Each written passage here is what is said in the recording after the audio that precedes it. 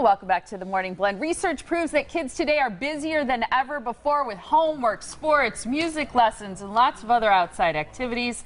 So how can parents help kids find balance and reduce the stress that it causes? Judy Cohen is a teacher, author, and academic coach for students and parents. Good to have you here. It's great to be back. Yeah. I like that she's a coach for parents. I know, right? It's like you got to train them in as well. Students and parents connect. Yeah. How much do you think it's the parents overscheduling the kids versus the kids scheduling ruling the lives? That's a horse apiece. Because kids want to do these things, parents want their kids to do these things, but you have to maintain a healthy balance. You talk about two important words, commitment and obligation. Explain. Oh boy. First I want to state that I think outside activities are phenomenal for kids. Teaches them how to win, how to lose, how to listen to other adults, take suggestions and criticisms, how to work with other children. However, the conversation that has to occur between parent and child contains those two words.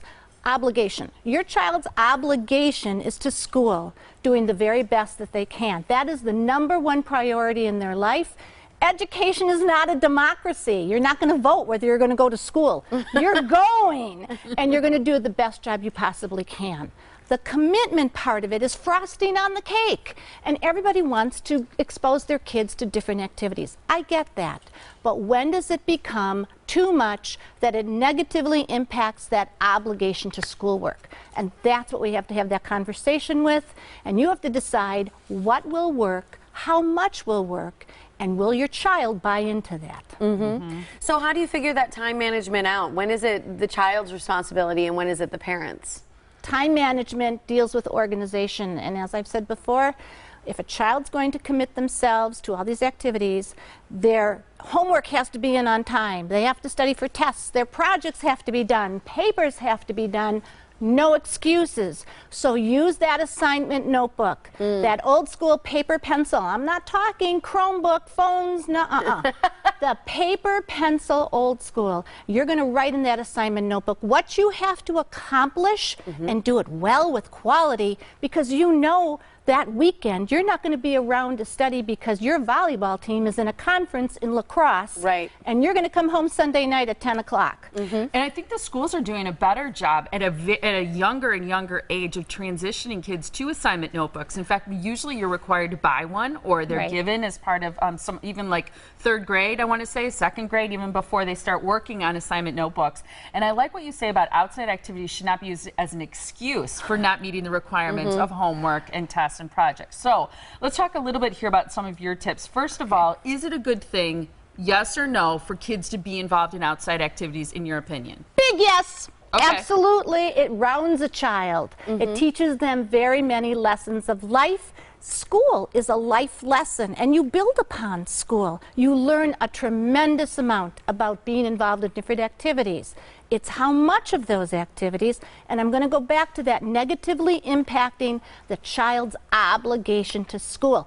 I have to tell you that that's when it's too much. Well, parents continually have this conversation, and 2nd, 3rd grade is not too young. There's nothing wrong with increasing a child's vocabulary. Your obligation is to get good grades. When that starts being negatively impacted by dance, gymnastics, soccer, baseball, football, music lessons, outside play activities, you have to sit down and talk turkey here. What is going to work? What should we continue? And what should you not be doing? Well, and you suggest writing a business plan. How do you do that with a child? It's a contract. It's a very basic plan. This is what's going to happen. Grades cannot fall. We don't want to see any late assignments. We don't want to see any late tardies for school. I have a lot of kids that will say to me, oh, I didn't hand that in. I was so tired. That's not how life works. And these are life lessons, because your child is going to build upon those responsibilities. And I have to go back to the parents here. If parents are good time managers, so will your child be. Because these kids pick up what you say, what you do, what you tell them. If you support that school's important, their obligation and their priority, they will think the same way. What about in terms of planning for outside activities and study time and homework, studying for tests, projects, things like that? Should parents be involved in helping them organize that time? There is nothing wrong with helping your child set up an organizational system.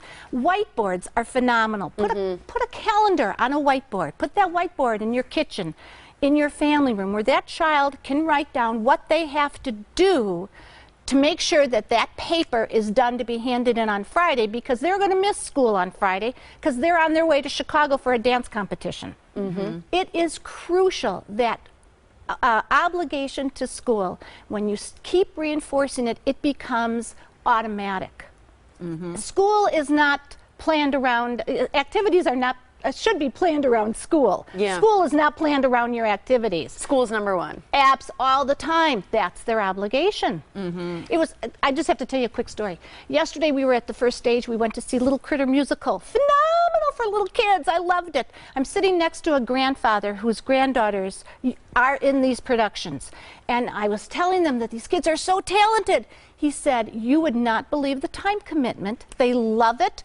But their parents had to learn how to manage time so these kids could manage time, so they kept the grades up in school. And I'm thinking, you're talking my language here. I'm taking you with me tomorrow. You're like, you got it. So it is really, really important. It's the obligation of your child. Do the fun stuff and the outside activities. Make sure school comes first is the bottom line. LakesideEducationalServices.com is Judy's website. Just got a whole lot of great information there. Thanks so much. Appreciate it.